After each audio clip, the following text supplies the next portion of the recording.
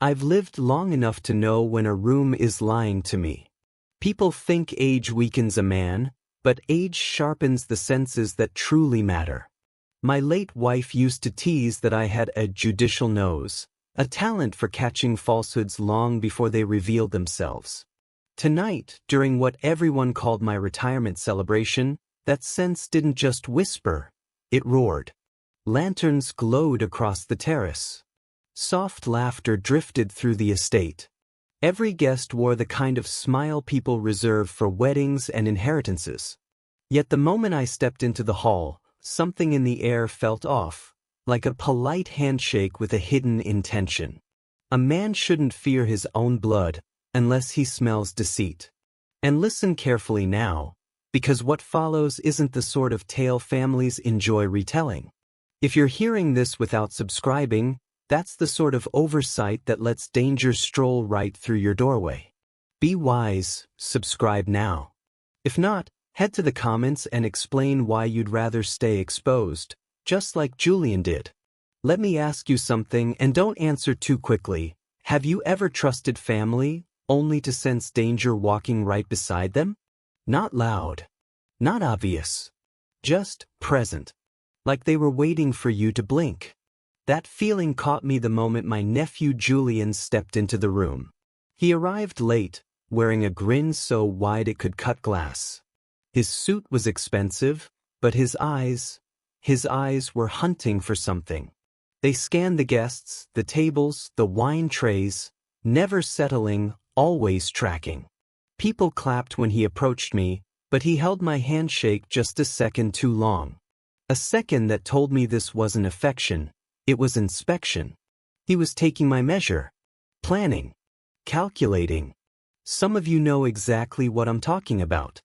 Ever felt watched at your own celebration? Ever sensed someone smiling at you with a motive tucked behind their teeth? Stay with me, because once I realized what Julian had in mind, this night stopped being a celebration and became a test. Julian thought he hid his intentions well. Most guests saw a charming young man paying respects to his aging uncle.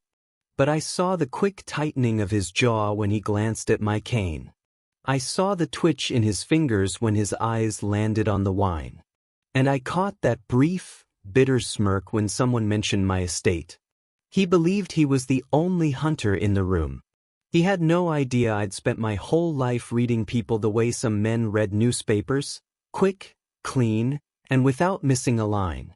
Now listen, this part matters. The moment Julian leaned in to whisper, "Tonight is special, Uncle," I felt a cold understanding settle in my chest. Not fear, clarity. He had a plan, and he thought age made me blind to it. But age doesn't blind a man. Age teaches him to see everything. And before we move deeper into this story, if you're watching without subscribing, that silence you're keeping? That's exactly how people like Julian slip into families unnoticed. Secure yourself, subscribe now. If you refuse, step into the comments and explain why you're comfortable letting danger approach unchecked. Julian stayed close to me, too close. Every few minutes, he circled back, pretending to check on me, pretending to mingle, pretending to care. But his eyes weren't on me. They kept drifting toward the long mahogany sideboard where the wine goblets rested. He thought I didn't notice. He thought I was distracted by speeches, handshakes, and the warm applause meant for a man stepping into his final chapter. But my judicial nose? It caught the tension in his breathing. It caught the faint, anxious shine in his forehead. And it caught something else. The sense that he wasn't waiting for a moment to congratulate me. He was waiting for a moment to strike. That's why I need you paying attention. Because this story doesn't warn you softly. It hits without mercy, the same way betrayal hits when it comes dressed as family. The Willows had stood for over a century, a sprawling Virginia estate framed by old oaks and iron gates. Its walls had witnessed laughter, disputes, and secrets whispered in corridors long after the candles had burned low. Tonight, it would host what the world called my retirement gala. Guests arrived in black tuxedos and gowns that caught the candlelight, glittering like tiny stars scattered across the grand hall. Their chatter hummed through the estate, mingling with the faint notes of a string quartet rehearsing in the corner. I could hear it all, yet I felt removed, an observer of a carefully crafted scene that hid more than it revealed. The terraces overlooked gardens trimmed with precision, fountains bubbling quietly as if in anticipation. I leaned lightly on my cane, taking in the scene with a quiet satisfaction, tempered by caution. And let me ask you, watching this, have you ever sensed a celebration wasn't just joy, but a stage for hidden motives? Stay alert, because this story isn't about appearances. Inside, the hall stretched wide, marble floors gleaming under the soft glow of crystal chandeliers. Heavy drapes framed tall windows, allowing moonlight to mingle with candlelight, casting long, elegant shapes across the room. The scent of jasmine drifted from the terrace, blending with the crisp aroma of freshly polished oak. I walked slowly along the perimeter, my cane clicking a steady rhythm that reminded me of the many courtrooms I had presided over. Each step brought memories, the weight of justice, the faces of those I had judged, the whispers of truth I had learned to detect before words were spoken.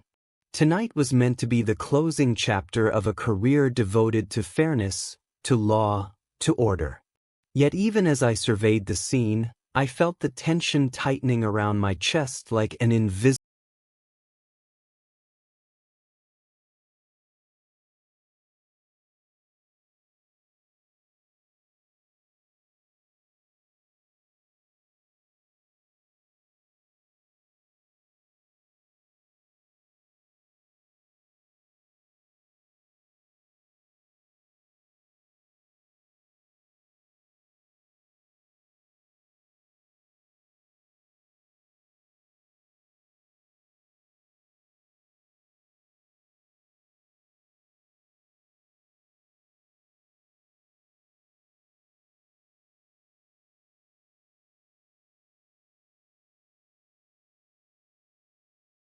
The tables were set with silver cutlery that gleamed under the chandeliers, and the crystal goblets reflected the flickering candlelight like tiny beacons. Waiters moved silently between the guests, offering champagne that hissed softly as it poured, the bubbles catching the light for a brief, perfect moment before rising to the surface. From my place near the balcony, I observed every gesture, every subtle glance. The music swelled, conversations paused, and yet my mind raced ahead, calculating. This wasn't just a celebration, it was a stage, and the players were unaware that someone was already taking careful notes. I allowed myself a slow breath and addressed the audience in my thoughts. Have you ever been surrounded by smiles and laughter while knowing someone close to you was plotting? That quiet knowledge carries a weight that no applause can lift. Tonight, the Willows held more than history and champagne. It held the first whispers of betrayal, poised to rise like smoke from an unseen fire. And all I had to do was watch, patient as any judge waiting for the verdict. Julian Thorne, my nephew, was born into a family whose fortunes had seen brighter days. His father, my late brother, had a knack for risky ventures, losing more than he ever gained. The family trust dwindled under his hand, leaving Julian with a tarnished inheritance and an inherited impatience to reclaim what he believed was owed. From the start, Julian was sharp. He learned quickly, spoke smoothly, and carried himself with the sort of confidence that can charm a room or hide a knife. People liked him, trusted him, believed in his smiles. I, however, had spent 60 years noticing the slight hesitations, the glances that lingered too long, the ambition burning behind polite words. Tonight, as he entered the hall, that same ambition was evident. He moved like a man who thought the world was a chessboard, and I was merely one of his pawns. I leaned on my cane, observing quietly. And I wondered, how many of you watching now have ever felt that someone close to you isn't what they appear? That tension, that instinct, it saves lives if you listen. Julian had grown into a man whose presence demanded attention. His tailored suits, his polished shoes, his confident gait, all spoke of someone accustomed to being noticed. He smiled at the guests, shook hands with senators, nodded at governors. And yet, there was a certain calculation in every gesture, a subtle tension in his movements that told me he was not here merely to celebrate. He lingered near the sideboard more than once, checking his watch, his eyes flicking toward the vintage wine with a careful precision.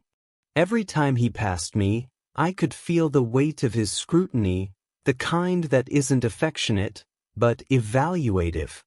In 60 years, I had observed countless men plotting, criminals, schemers, the desperate and the greedy. But Julian's kind of patience, the kind that hides violence behind charm and ambition, is something rare, something dangerous. If you've ever met someone like Julian in your life, someone who smiles while measuring your value, don't look away. Stay with us. Because it's in moments like this that true intentions reveal themselves. Julian approached me again, his hand resting lightly on my shoulder. He spoke in that smooth, practiced tone of his, "Uncle, tonight is unforgettable." He believed I was charmed, flattered, even vulnerable. I let him think that. Let him taste the confidence that comes from assuming your plans are invisible. But my senses told a different story. His ambition radiated like heat from a flame, focused, consuming, and dangerously close to my life. I studied the way he glanced at the goblets, the wine, the way his fingers twitched ever so slightly. I had faced men in courtrooms who thought they were clever, men who plotted for years, men whose greed outweighed caution. Julian carried the same signature. If you're watching this and you've ever underestimated someone close, pause for a moment. Notice the signs, listen for the cues, and don't let charm blind you. And while you're paying attention, subscribe. Protect yourself from the Julians of the world. If you refuse, step into the comments and explain why you'd rather face hidden danger unarmed. Julian hovered near the mahogany sideboard with the precision of a man timing every second. He checked his watch again, then glanced around the hall, eyes flicking to the trays of wine with a predator's focus. His movements were slightly jerky, too practiced, too deliberate, and it set my senses on high alert. People noticed nothing. They were busy toasting, laughing, and congratulating me on what they called a lifetime of service. But I saw the pause in his step, the way his fingers lingered near the goblets, and the faint catch in his breath when he realized I was observing. The what? The watch, the sideboard. Every element of the room suddenly felt charged, as though time itself had slowed. My judicial nose, trained over decades, told me that Julian's attention wasn't on celebration. It was on opportunity. I leaned lightly on my cane, pretending calm. Yet inside I was calculating. Every twitch of his wrist, every glance, every subtle nod, whispered a language I had spent a lifetime learning to read. He checked the room again, a brief scan of the guests, before letting his eyes settle once more on the vintage Bordeaux. He tapped the rim of a glass, his lips curling slightly as though testing something in his mind. I could feel the tension radiating from him, a taut wire stretched across the room, and I knew the next move would either make or break him. I had seen similar patterns in courtrooms for decades. The hesitation, the over-calculated gestures, the false calm masking intent. These were the signatures of a man who thought he was clever, but wasn't nearly as unseen as he believed. The sideboard, the wine, the watch, all ordinary objects to the untrained eye, yet loaded with meaning in that moment. And as Julian lingered, I reminded myself, patience is a tool. Observation is a weapon. And tonight, both would be needed. I slipped quietly behind the marble statue of justice, its cold stone familiar beneath my fingers. From here, I could see everything. The way Julian shifted his weight, the subtle tension in his shoulders, the way he glanced toward the goblets as if they contained secrets meant for him alone. The crowd's chatter became background noise, almost irrelevant. Music floated from the string quartet, delicate and precise, but it could not drown out the signals I was reading. My senses had sharpened over 60 years of courtrooms, interrogations, and observing men who hid malice behind smiles. Julian's malice was no different. I studied his posture. The way he reached for the tray and then hesitated. The way he adjusted his cufflinks as though timing some invisible clock. Every gesture was a line in a script only I could read. This is where patience becomes power. One misstep, one glance too long, one hesitation, and I would know the exact intent of this man who had spent years pretending devotion. And for those of you watching, consider this your first warning. If someone close to you ever moves like Julian, don't ignore it. Stay aware. Subscribe. And if you won't, tell us why in the comments. From my position, I could see the smallest details, the subtle tightening of Julian's jaw, the way his fingers hovered near his watch, the faint flicker of his eyes whenever someone approached the sideboard. Each motion told me more than words ever could. He thought he was blending in with the crowd, that his plan was invisible. He didn't know that I had spent decades reading the unspoken language of intent, the signals people try to hide but cannot erase. I watched him pause, glance at me from the corner of his eye, then force a casual smile. That smile said everything. He was nervous, eager, confident, and desperate all at once. A man's body does not lie. His hands, his posture, the rhythm of his steps, they speak truth in ways the mouth cannot. Julian's body screamed the truth. He was preparing to act. He was preparing to end a life that stood between him and the fortune he coveted. Julian's movements had become almost mechanical. He leaned over the sideboard, eyes darting, fingers brushing against the crystal goblets as if testing them for weakness. His focus was absolute. Every heartbeat, every second, mattered. I watched him slip a small, translucent vial from his waistcoat pocket. His fingers trembled ever so slightly, not from fear, but from excitement. He thought the moment had arrived. He believed I was unaware, that 60 years of age had dulled my senses. I could feel the room shifting in my awareness. Guests were laughing, glasses clinking, unaware of the danger hiding in plain sight. Yet my mind moved with the precision of a seasoned judge, cataloging every step, every hesitation. He dropped a single white tablet into the deep red depths of my wine. The tablet fizzled softly, swallowed by the vintage Bordeaux like a silent predator. Julian stepped back, a faint smirk playing on his lips. To him, the game was nearly won. And this is where you need to pause for a moment. Before I reveal what he used, hit like if you're still following.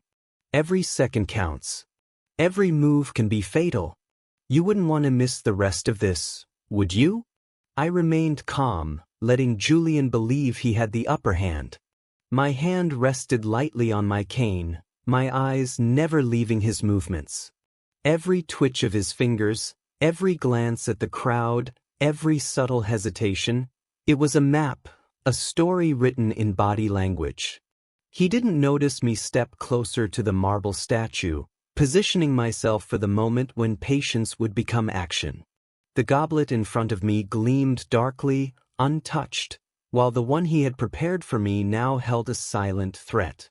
I breathed slowly, deliberately. My pulse was steady, my mind sharper than it had been in decades.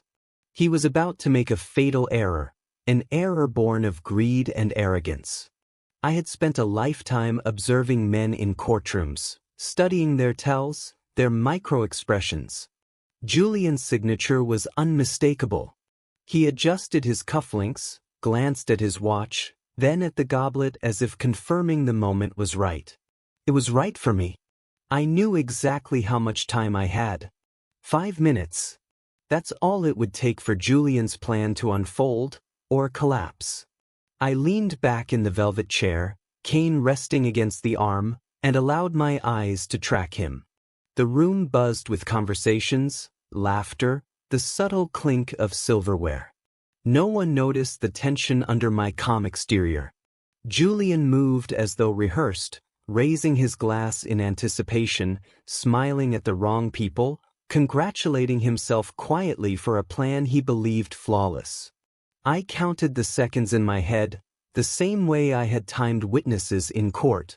Every second brought him closer to the moment he believed would claim the victory.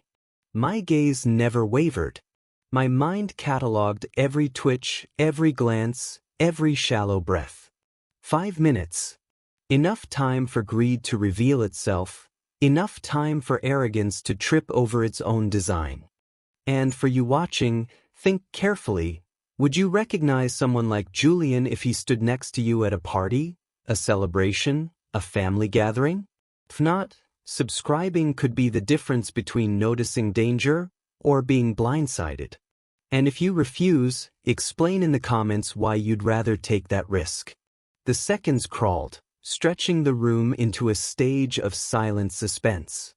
Julian, oblivious to the fact that I already knew every intention, moved with careful precision. Each gesture, each tilt of his head, each glance at the wine was a line in a play he believed he was directing. I allowed myself a small, quiet breath. There was no fear, only a clear understanding of what was about to happen. Betrayal has a rhythm, and Julian was following it exactly. The tension was electric, though the guests remained unaware. I watched him raise the glass to his lips, imagining the triumph he thought awaited him. He didn't see the subtle exchange I had planned. He didn't see the justice about to unfold. Every heartbeat carried weight. Every second held consequence. And the irony of it all was exquisite. He had prepared to strike with confidence, and yet his plan would soon become his undoing. Sterling had served the Thorne family for decades.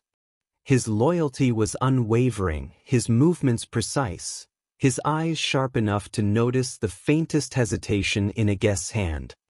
He knew me well enough to understand my moods without a word being spoken, and tonight, his presence was a quiet anchor amidst the brewing tension. As he carried the silver tray toward the dais, his gaze met mine briefly, a silent acknowledgement passing between us. The tray held 2 goblets of vintage Bordeaux, one for me, one for the man who had plotted against me without knowing I had already anticipated every move. Julian was nearby, unaware of Sterling's subtle positioning, unaware of the fact that every action I had taken had been calculated to the second. The waiter's careful steps, the measured balance of the tray, the faint clink of crystal on silver, they all combined into a rhythm I recognized, one that signaled the moment before a verdict is delivered in court. For you watching, notice this: loyal allies, subtle cues, and careful observation can be the difference between survival and disaster. If you haven't subscribed yet, this story proves why paying attention can save your life. Do it now. If not, leave a comment explaining why you'd rather ignore the signs. Sterling approached the dais carefully, his hands steady despite the tension in the room. The tray gleamed under the chandeliers, each goblet of deep red Bordeaux catching the light like a warning. He placed them side by side, equidistant, leaving the poisoned glass exactly where Julian expected it, and my untouched goblet in front of me. I observed every detail. The way the fabric of Julian's sleeve brushed the edge of the table. The way he adjusted his cufflinks with subtle impatience. The soft murmur of the guests faded behind the sharp focus I brought to each movement. The toast was imminent.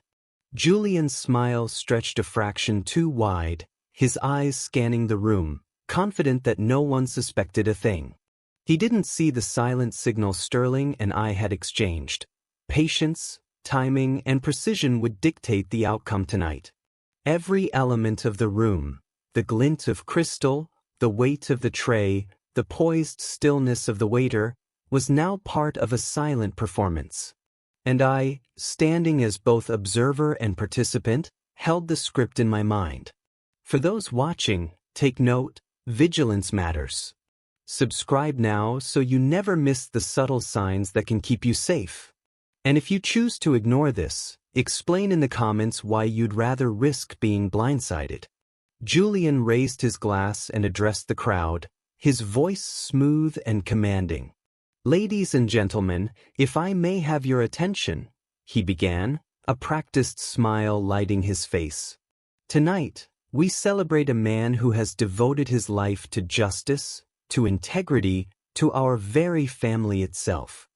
He spoke of mentorship, of guidance, of lessons learned at my side.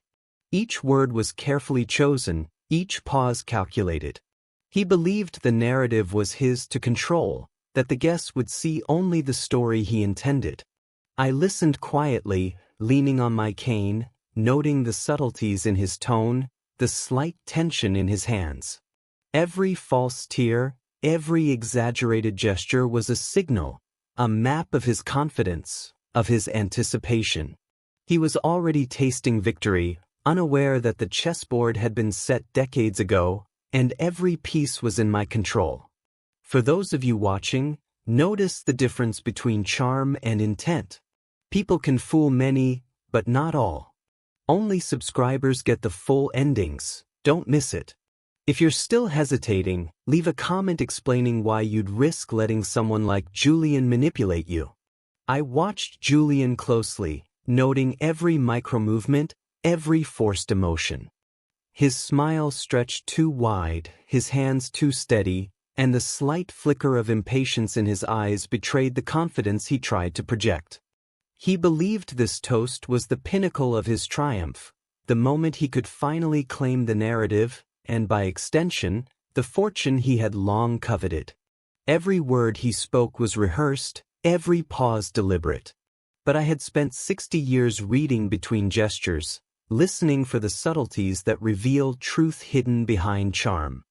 His body betrayed him with the tiniest tremors, the smallest hesitation, a rhythm of intent that no eloquent speech could disguise.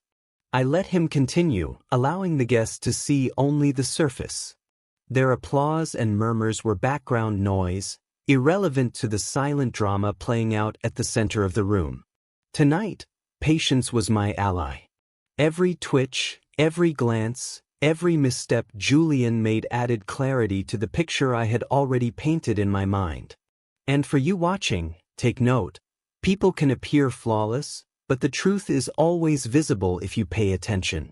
Small gestures, subtle hesitations, and moments of overconfidence can reveal the intentions others desperately try to hide. The moment was approaching. Julian's attention was fully absorbed by the crowd and the praise heaped upon me. He thought I was simply an old man, weak in body and slow in mind. Perfectly predictable. I allowed myself to fumble slightly, letting the silver dessert fork clatter to the floor with a sharp, deliberate noise. Heads turned. A few gasps rippled through the front row. Julian's gaze instinctively followed mine downward, his posture bending forward as he leaned to check on me, concerned, or so he intended the act to appear. That 3-second window was all I needed. The goblets sat there, identical in shape and color, but only one contained the danger Julian had prepared. My eyes flicked to them, noting the placement, the reflection of light off the dark red liquid. Timing was everything. I moved deliberately, with the calm precision that comes from decades of observation and planning. In one fluid motion, my hand blurred, and the glasses were exchanged. My own untouched goblet now stood safely before me, while the one Julian had tainted rested directly in his path. He didn't notice. Why would he? He thought the trembling hand, the dropped fork, and the moment of attention were the mistakes of an old man, unaware that the game had already shifted in my favor. Did he notice? You'll see soon enough. With Julian distracted, I executed the swap. My fingers brushed the rims of the goblets with the ease of a man who had spent a lifetime observing motion and intent. One hand steadied the crystal, the other moved with a quiet precision, replacing the poisoned wine with my untouched vintage. The liquid gleamed in the light, indistinguishable to anyone but me. Julian remained oblivious, still focused on the applause, still convinced of his own cleverness. He leaned slightly to raise his glass for the toast, the weight of anticipation heavy in his posture. I straightened, allowing the fork to return to the table. My smile was small, almost imperceptible, a gesture of calm control. I had shifted the threat without ever revealing a hint of the maneuver. To the crowd, I was simply the retiring judge, steady in demeanor, untroubled. Every movement had been calculated, every gesture accounted for. The danger he had introduced into my glass now rested safely in front of him. It was a lesson he would soon understand, though by then it would be too late to undo. The room continued its hum of celebration, unaware of the invisible turn of events that had just occurred. And in that silent space, I leaned back slightly, observing the perfect alignment of timing, patience, and precision that only decades of experience could create. The stage was set. The toast was about to begin. And the first act of revelation would unfold in mere moments. The room fell into a brief hush as I raised my glass, Julian doing the same. The deep red Bordeaux gleamed, dark as the ambitions hidden in Julian's heart. He believed he held the upper hand. He was toasting not just my retirement, but what he thought was the final step toward his inheritance. The guests followed suit. To the judge, they roared in unison. Julian's smile stretched wider than before, triumphant, almost radiant. He didn't see the subtle tilt of my hand as I touched the rim of my goblet, not tasting, not testing, but simply affirming that my glass remained untouched. I allowed him a moment to bask in the illusion of victory.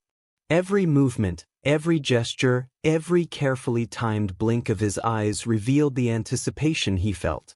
He was playing a part he thought flawless, unaware that the narrative had shifted entirely under his nose. The toast echoed in the high-ceilinged ballroom. Julian drank deeply, half the glass disappearing in a single motion, a gesture of overconfidence. I leaned back, calm, letting the moment stretch. The red liquid he consumed contained his own trap, placed by his hand and sealed by his hubris. Every heartbeat mattered. Every second counted. And I, silent and observant, knew that the first signs of the reversal were imminent. Julian's chest rose and fell with practiced ease as he lowered the goblet, his smile still intact, his confidence undimmed. He believed the moment of triumph had arrived. I observed the subtle shifts in his posture, the micro-tremor in his fingers, the faint tightening of his jaw, the almost imperceptible hesitation in his step. He was oblivious that the danger he had introduced into my glass had already found its way back to him. The wine, dark and inviting, now carried the consequences of his own ambition. Each heartbeat, each pulse of his veins, moved him closer to the realization he would never forget. I rested my hand lightly on the arm of the chair, maintaining the illusion of calm frailty.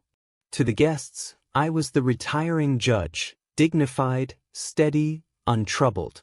To Julian, I was the unassuming uncle, apparently at the mercy of his own cunning. And yet, every second stretched with anticipation. The first physical tremor, the faintest slip of control, was all it would take to reveal the truth. The emotional weight of that inevitability was as sweet as the vintage Bordeaux I held, untouched and unthreatened. The room continued to celebrate, laughter and applause filling the air. Julian remained the center of attention, unaware that the roles had quietly reversed. His victory was a mirage, and the consequences of his hubris were about to manifest. Tonight, patience and precision held the power, and I had both. The first signs of imbalance, subtle yet unmistakable, would soon ripple through the room, and Julian would have nowhere to hide. I sat back in my velvet chair, cane resting against the arm, every muscle alert despite my age. The room buzzed with polite conversation, soft laughter, and the occasional clink of crystal. To the untrained eye, the scene was celebratory. To me, it was a stage, every heartbeat a metronome marking Julian's impending downfall. Watching someone unravel from anticipation to panic is a skill I had honed over decades in the courtroom. I knew the moment it would begin, the first subtle misstep, the microtremor that betrays certainty. Julian's body had already begun to speak the truth his mouth could not, though the guests were blind to it. I counted the seconds in my mind, imagining the rhythm of a verdict about to be read. 5 minutes, I reminded myself. Enough time to observe, enough time to confirm every suspicion. The first symptom would be subtle, invisible to most, yet unmistakable to someone who had spent a lifetime reading intent in motion and posture. And when it came, the room would feel it too, even if they didn't understand why. I leaned slightly forward, my eyes never leaving Julian. Each small movement, the slight twitch of a finger, the barely noticeable shift in weight, was a signal. I had seen this countless times in courtrooms, the exact moment a guilty person realizes the consequences of their actions. The recognition of inevitability. The panic buried beneath arrogance. Julian was confident, yet his body betrayed him.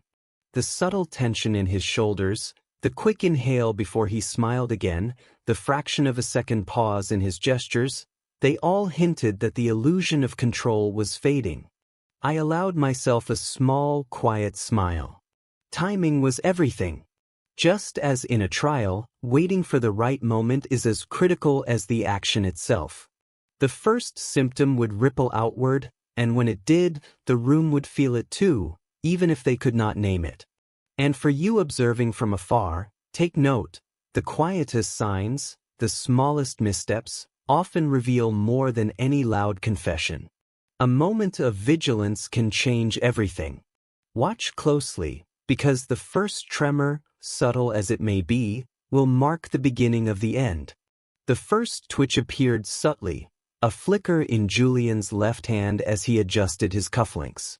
A movement so slight, almost imperceptible, that no guest noticed. Yet to me, it was as obvious as a lie in a courtroom. His confidence began to crack, though he smiled on, desperate to maintain the illusion of control. His leg dragged slightly as he stepped toward the buffet, a fraction of an inch, but enough to disrupt the rhythm of his stance. The micro-movements, the trembling fingers, the small hesitation in posture, spoke volumes. He was beginning to feel the effects of his own treachery. I leaned forward in my chair, cane resting lightly on the floor, observing every shift. The room continued its hum of conversation and clinking glasses, unaware that a quiet storm was unfolding in its center. Julian's body had betrayed him, and the first whispers of panic were creeping into his mind. If this were someone you knew, someone trusted, the signs might still be missed. The smallest tremor, the slightest falter, often carries a warning. Watch closely. Julian's eyes darted around the room, searching for reassurance, for any sign that his body wasn't betraying him. But the subtle panic had already taken root. His throat tightened, words forming with effort, slurred and uneven. He reached for the edge of the mahogany table, knuckles whitening as if clinging to control itself. A bead of sweat traced his temple, dripping onto his silk lapel. Every forced smile, every attempt at poise, only emphasized the growing chaos within him. The guests, still oblivious, continued to applaud, clink glasses, and murmur polite words. To them, he appeared merely a man slightly off balance, perhaps flushed from excitement. I watched silently, savoring the precision of timing. This was the same moment in countless trials when the guilty realize their fate, when the mask slips and the truth bursts through. Julian had walked confidently into the trap he had laid, and now the first undeniable signs of collapse were showing. For those observing, take note, even the most calculated schemes carry subtle warnings. The initial tremor, the dragging step, the fleeting uncertainty in posture, these are the early alarms. The moment you recognize them can mean the difference between intervention and disaster. The room remained unaware, but I knew Julian's downfall had begun, and within minutes, it would be unmistakable to everyone present. Julian's eyes flicked down, and the realization hit him like a sudden chill. The thorn crest, emblazoned on the crystal rim, wasn't under his fingers. He had expected to hold the poison glass, the key to a swift and silent triumph. Instead, it rested untouched before me, gleaming innocently in the candlelight. A sharp inhale betrayed him. His jaw clenched, but his mind raced faster than his body could respond. The sophistication he relied upon, the careful rehearsals, the confidence in his plan, all began to unravel in that single instant of recognition. He tried to speak, but his vocal cords, unused to panic in such a precise moment, betrayed him. The words came out thick, uneven, a stammering attempt to mask the truth. Guests still watched, unaware of the subtle shift in the air. Julian's eyes darted to my hand, then back to his own, the connection dawning slowly, horrifyingly. Every heartbeat stretched into eternity. He understood what had been done, the silent execution of a plan far older and wiser than his own. The mask of confidence cracked, replaced by a terror he had never anticipated. Julian's eyes widened, pupils dilated, panic overtaking the practiced charm he had relied upon for so long. His fingers trembled over the edge of the table, as if trying to steady himself against the truth he could no longer deny. He realized, too late, that the plan he had crafted so carefully had been turned against him. I watched silently, leaning lightly on my cane. There was no rush, no flurry, just the deliberate patience of a man who knew exactly how this moment would unfold. Every micro-expression, every quiver of panic, every faltering step revealed the depth of his mistake. He tried to speak, his lips forming frantic syllables that no one could yet understand. The false confidence, the rehearsed charm, had vanished entirely. The room remained unaware, the guests continuing their polite applause and murmurs, oblivious to the quiet unraveling of ambition in their midst. I allowed the moment to linger, letting him feel the full weight of his realization.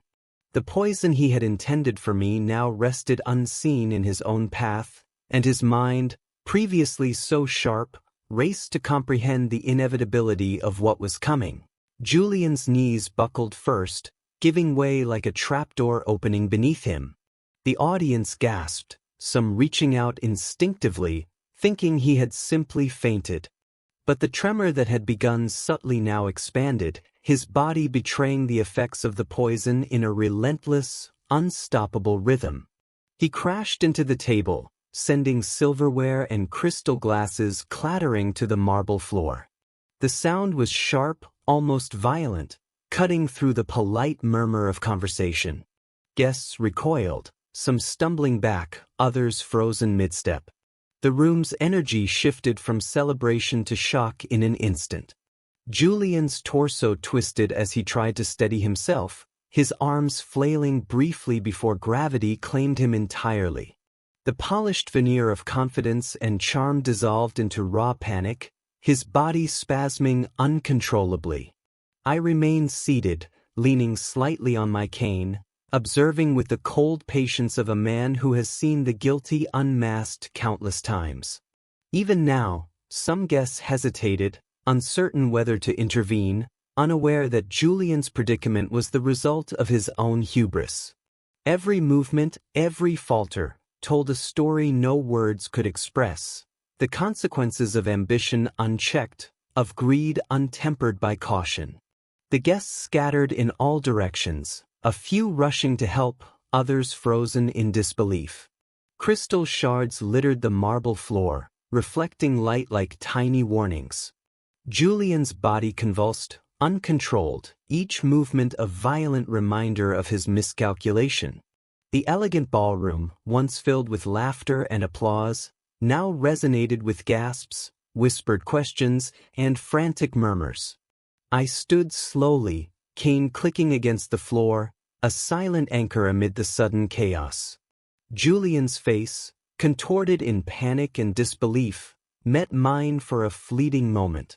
In that glance, the weight of his error, the stark reality of his own undoing, registered fully. His plan, crafted with such arrogance and precision, had backfired in the most public manner imaginable. The sound of the shattered goblets and fallen silverware echoed sharply, each clang punctuating the truth Julian could no longer deny. Guests backed away, some whispering for someone to call an ambulance, others too stunned to react. And through it all, I observed quietly, knowing that the lesson here extended beyond family, wealth, or ambition. Actions carry consequences, often faster and more decisive than anyone anticipates. The spectacle before them was inevitable, and Julian would face the repercussions of his greed for years to come. For anyone watching, notice the subtle warning signs of arrogance in those around you. Often, the first tremors are invisible to most, but the consequences will always be unmistakable. I rose fully, cane planted firmly on the marble, and let my eyes sweep across the room. Silence fell as the guests took in the scene. Julian, convulsing on the rug, crystal shards glinting around him, and the judge, still composed, still observing. Perhaps, I began, my voice steady and low, a change of medicine is in order. The room shifted instantly, a ripple of shock passed through the crowd. Some clutched their pearls or cufflinks, others whispered urgently, trying to make sense of what had just unfolded. Every movement, every glance, was calculated. I let my gaze linger on Julian, who could barely form a coherent thought, his eyes wide with realization. This was not a mistake, not a misfortune. It was the inevitable outcome of choices made in secrecy, driven by greed and impatience. For anyone listening closely, danger often comes from those closest to us. The people we trust the most may carry the potential to betray. Recognize it, or you risk facing consequences you cannot control. I let the silence stretch, allowing the room to absorb the reality. Julian lay there, helpless, and every guest understood that what they witnessed was not an accident. Their eyes darted between him and me, searching for explanation, for reassurance, for a sign that the danger had passed. I spoke again, slower this time, each word deliberate. Greed is a very stressful condition, and those who act without caution often discover the consequences in ways they cannot escape. A few gasps punctuated the statement. Some guests clutched each other's arms, a quiet fear settling over them. The subtle lesson was clear: intentions carry weight. Actions, even those hidden behind charm or proximity, have repercussions that arrive when least expected. Julian had learned it firsthand, in front of everyone. And for those observing, remember this: the people who seem most trustworthy, closest to you, can hold the greatest danger if their ambitions are unchecked. Awareness is the only shield. The guests began to move cautiously, some stepping back, some murmuring hurriedly. Julian's panic had become a story they would carry long after leaving. And I remained calm, watching the consequences unfold with the patience of a man who had spent a lifetime seeing the guilty confronted. The chaos of the room had not yet fully subsided, but I moved deliberately toward the floor where the vial had fallen. Julian's trembling hand had dropped it in haste, unaware that even this small misstep would seal his fate. I picked it up with care, examining the tiny container. Its contents glimmered faintly, a silent testament to his ambition and the danger he had intended for me. I held it lightly in my palm, aware that this small piece of evidence was more powerful than any words could be. Every detail mattered. The shape, the residue, the exact placement of the vial in relation to the goblet. This was proof, undeniable and complete. Detective Miller had arrived quietly, observing from the edge of the room. I extended the vial toward him without a word. He understood. No explanation was necessary. Some lessons are learned through observation, others through incontrovertible evidence. The crowd continued to murmur around us, but the focus had shifted. Julian's scheme, carefully planned, had been reduced to this single, crystalline object in my hand. The consequences were now tangible, visible, and impossible to deny. I stepped closer to Detective Miller, holding the vial steadily between thumb and forefinger. "Here," I said, voice calm, controlled. "This tells the story better than any witness could." He took it carefully, gloved hands steady, and nodded in silent acknowledgement. No questions were necessary. The weight of evidence spoke for itself. Around us, the remnants of the party shimmered in the scattered light.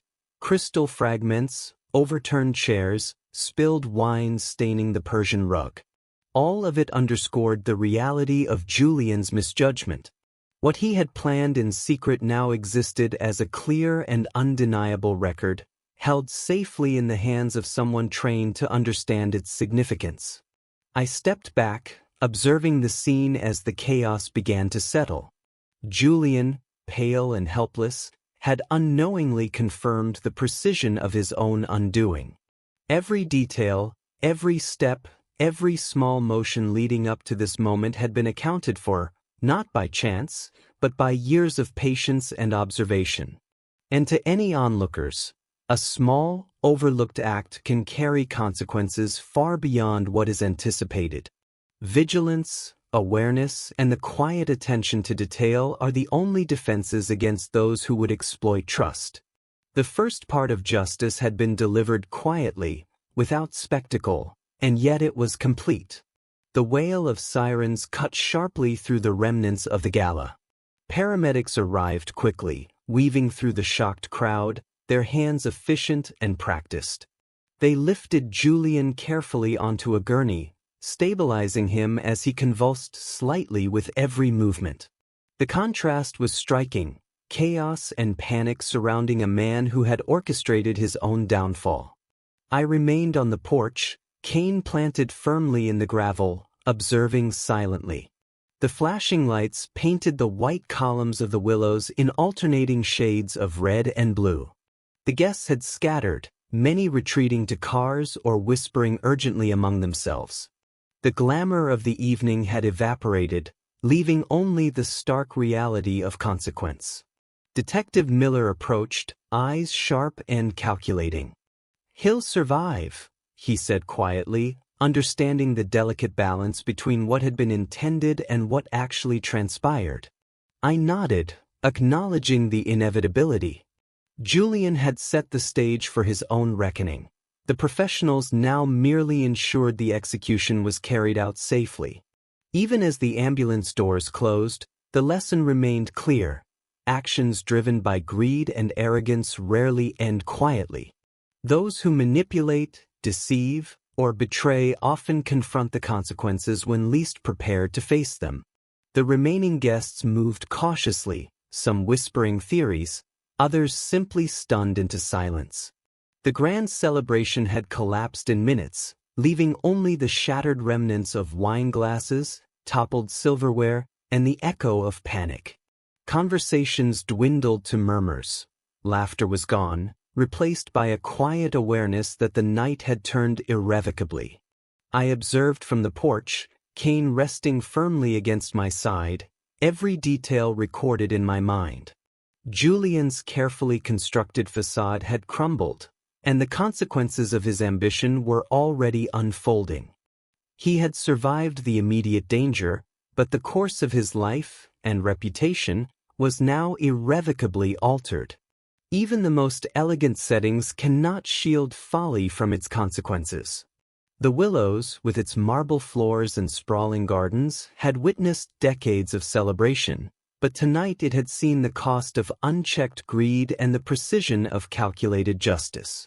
Detective Miller lingered nearby, his presence a silent reminder that accountability would follow. The guests, once enthralled by opulence and ceremony, were now participants in a story they would recount for years, the night the heir apparent fell under the weight of his own ambition. For those watching, control, observation, and the courage to act decisively often determine the outcome when plans go astray. Julian had learned this firsthand, and the ripple effects of the evening would extend far beyond the walls of the Willows. The hospital smelled of bleach and antiseptic, a sterile reminder that consequences cannot be escaped. Julian lay on the bed, pale and motionless, tubes and monitors surrounding him like sentinels. The faint beep of the heart monitor marked the rhythm of a life irrevocably altered. I entered the room with measured steps, cane tapping lightly on the tile floor.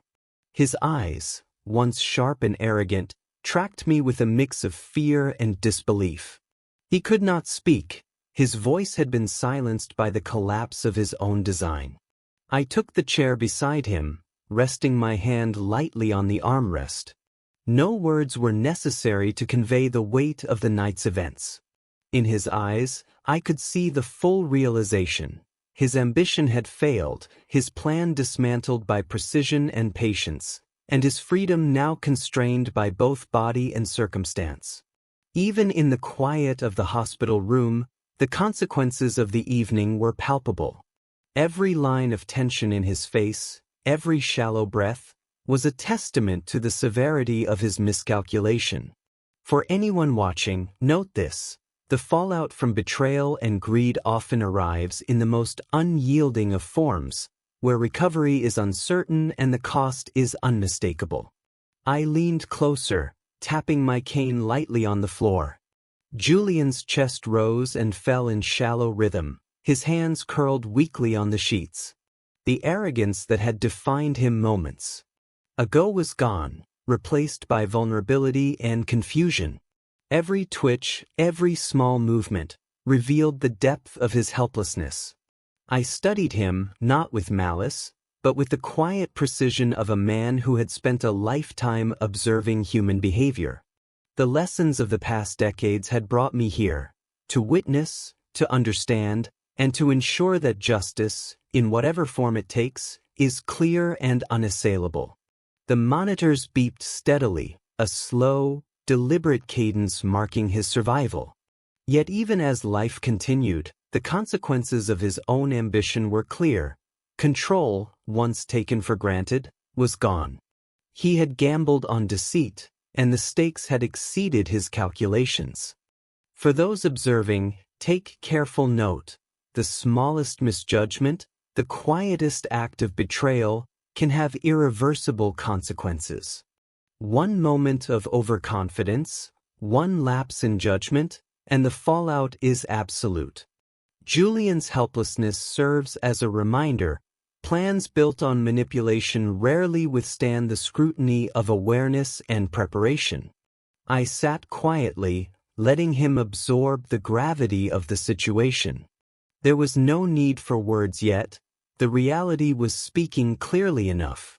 And in that quiet hospital room, I allowed the lesson to settle as fully as the night had settled over the Willows. I took a slow breath and lowered myself into the chair beside Julian's bed. My cane rested against the floor, a quiet reminder of the years behind me and the authority they carried. He tried to speak, his lips trembling, but no words emerged, his body still a prisoner of the night's events. "Julian," I began, my voice calm yet unwavering, "you believed I was soft. That 60 years on the bench had made me a relic of law books and old memories. But you forgot one thing. I leaned in slightly, letting the quiet weight of my presence fill the room. I've spent my life studying people. I've watched how a hand shakes when it holds a weapon, how eyes widen at deception, how greed manifests in subtle gestures. You didn't just try to end me, you tried to cheat the law itself. And the law always finds a way. His eyes widened further, fear and disbelief mixing in the silent recognition of what had just occurred. I allowed a few moments to pass, letting the gravity of each word sink in, watching his mind trace back to the moments he had failed to anticipate me. Every twitch, every hesitation, every falter of his plan had been observed, catalogued, and countered. Julian now understood the cost of overconfidence and the danger of underestimating the consequences of one's actions. I straightened slightly, letting my gaze linger on him. You believed cleverness alone would carry the day. You thought ambition was enough. But life, justice, doesn't bend to desire. It follows action, cause, and consequence. Julian's eyes flickered with understanding, a mixture of terror and regret. He had glimpsed the full weight of his choices. The attempt on my life, the exposure in front of the crowd, the legal implications that would follow. All of it converged in this sterile hospital room, and there was no escape. I continued, voice low but firm. You thought I would falter, that I would fail to see. But I did. I saw every detail, every hesitation, every tremor of intent. And now, you face the outcome of your own making. I let my words settle, the silence thick around us. This wasn't vengeance for its own sake. It was a demonstration. Actions carry consequences, and the law, both human and moral, never sleeps. Julian had learned it in the most absolute way possible. For anyone watching, consider this carefully. Choices have weight. Deception, ambition without caution, and betrayal of trust can unravel a life faster than anticipated. Witnessing this, even in someone else's story, serves as a reminder to remain vigilant, to recognize the signs, and to measure every action. I tapped my cane lightly and stood, letting the quiet authority of presence emphasize the point. Guilty or not guilty, I said, voice steady, reflect on what that means, not just for others, but for you and the life you choose to lead. I returned to the Willows days later, the estate quiet after the chaos of the gala. The documents were arranged on my desk, each one reflecting decades of careful planning and family history. Among them was the updated Thorn Trust, revised with a clarity that left no room for interpretation. Julian's name was nowhere to be found. Every asset, every piece of the estate, every artifact he had coveted was now designated for the Thorn Legal Aid Foundation, a fund supporting those wronged by manipulation, deceit, and ambition unchecked by conscience. I held the documents for a moment, considering the weight of justice delivered without spectacle. Julian had believed the law could be bent by charm, inheritance, or cleverness. He had learned otherwise. For those observing, wealth and position do not protect against reckoning. Choices have consequences, and even those closest to power are accountable for their actions. News reached me quickly. Julian would face legal repercussions beyond the personal devastation of his health. The authorities had documented the attempted poisoning. The evidence, collected and undeniable, ensured his accountability. He would have shelter and meals, of course, but his ambitions, the life he had envisioned, had crumbled. Boardrooms, parties, influence, all replaced with the constraints imposed by consequence. He would have time to reflect on every misstep, every calculated moment of arrogance that led him here. And yet, there was a lesson that extended beyond Julian. The Thorn Trust, now dedicated to justice and protection, would serve as a reminder that wealth, power, and opportunity are tools that must be wielded with responsibility. Misuse invites exposure, accountability, and the inevitability of correction. I stood on the veranda of the Willows, sunlight catching the edges of the marble. The estate had endured, the legacy of careful observation and action intact. Julian's choices had sealed his fate, but they had also reinforced a simple truth: justice is not optional, and consequences are never absent. The sun settled low over the Willows, casting long streaks of amber across the gardens and marble walkways. I sat on the porch, cane across my knees, and let the quiet wash over me. Decades on the bench had taught me one unshakable truth: justice is rarely about emotion. It is about consequence, observation, and timing. In my life, I had sentenced men and women for crimes born of greed, fear, and impulse.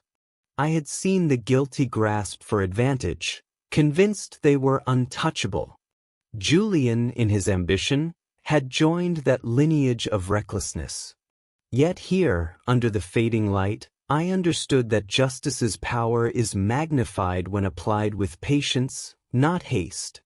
The estate around me, the artifacts preserved through generations, all carried the weight of decisions made carefully and deliberately.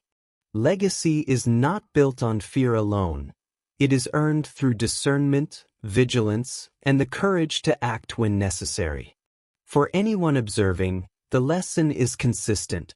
Power and knowledge without prudence are fragile. The law and the moral fabric of choice will always assert itself. The question is whether one is ready to meet it.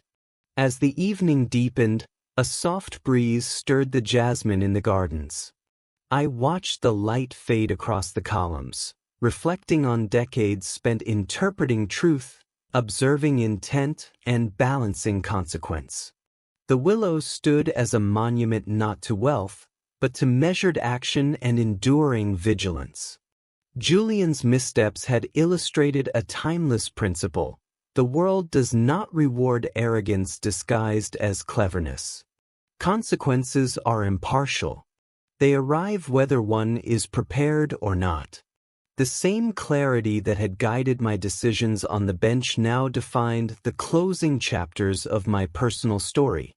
Sitting there, I understood the quiet satisfaction of resolution. The law had been honored, justice had been applied, and the reckless ambition that had threatened everything had been neutralized without compromise. Yet the human element remained. The lessons endured beyond courtroom walls, teaching those who watched, those who listened, and those who remembered. Even in retirement, the old lion's presence remained, not in fear or intimidation, but in awareness, observation, and the certainty that actions carry consequences. For anyone paying attention, legacy is not inherited through wealth alone. It is preserved through integrity, vigilance, and the wisdom to act when it matters most. I leaned back in my chair, cane resting across my knees, and watched the sun dip lower over the Willows.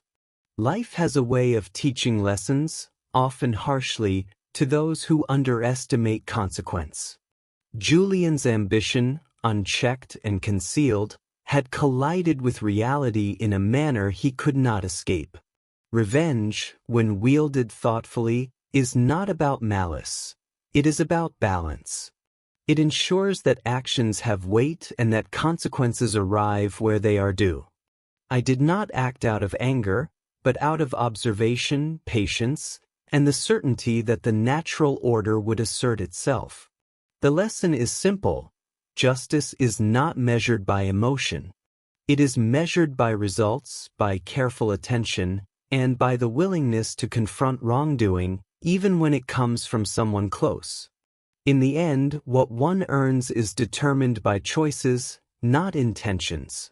Even in retirement, the principles that guided my life remain. Greed, deceit, and arrogance are always visible to those willing to watch closely. The old lion may no longer hold the gavel, but the lessons endure. Revenge and justice are not opposites. They intersect when right action meets consequence. Julian's fall was not spectacle, it was inevitability. Every gesture, every misstep, every choice led him here. And for those observing, the message is unmistakable: recognize danger, respect consequence, and understand that what one sows is what one will ultimately reap. Justice is not a gift, it is earned. The old lion's lesson is clear: observe, act decisively, and let consequences follow those who fail to heed the signs. In the quiet of the willows, the truth resonates. Lives are shaped not by desire alone, but by the careful weighing of action, intention, and vigilance. The night had ended, but its lessons lingered. The willows returned to quiet, yet the memory of ambition meeting consequence remained etched into every corner of the estate. Julian's choices had delivered their own verdict, and the world had quietly taken notice. For anyone who has witnessed danger from someone trusted, the lesson is the same: vigilance is essential.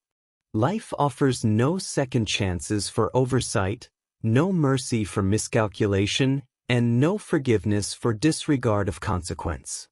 Those who act without care will eventually encounter the weight of their own actions, often in the most unexpected ways.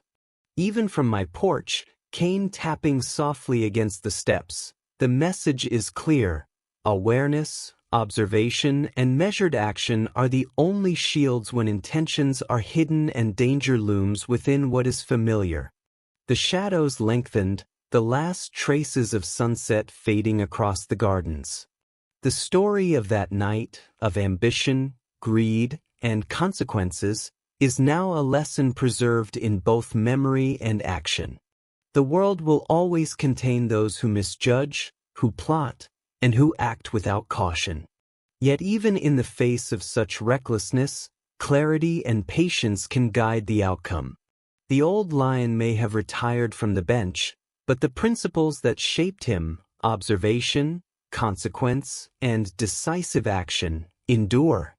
And as the night settles over the willows, remember this: the next time someone close harbors intentions hidden behind charm, every choice, every movement, every moment matters. Stay vigilant and watch closely. Justice has a way of arriving when least expected.